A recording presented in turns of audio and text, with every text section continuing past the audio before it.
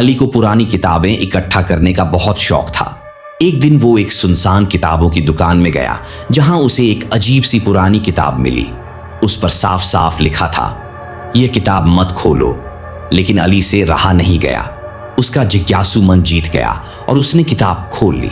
किताब के खुलते ही उसके घर में अजीब सी आवाजें आने लगीं। कभी दीवारों से सरसराहट, कभी कानों में किसी की धीमी फुसफुसाहट, जैसे कोई उसके बहुत पास हो। एक रात अली ने उन आवाजों का पीछा किया।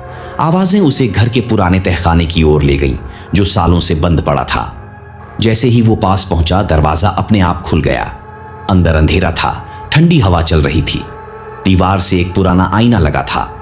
अली ने उसमें झांका तो उसमें खुद को नहीं, किसी और का चेहरा देखा। काली आंखें और डरावनी मुस्कान। अचानक तहखाने का दरवाजा बंद हो गया। अली ने जोर जोर से चिल्लाया, लेकिन कोई सुन नहीं पाया। तभी आईने से वही चेहरा बाहर आया और बोला, अब मेरी रिहाई का समय आ गया है। अगली सुबह जब अली के दोस्त उसे ढूंढने आए, तहखाना खाली था। वहां सिर्फ वो किताब रखी थी और अब उस पर लिखा था, एक और कैदी मिल गया।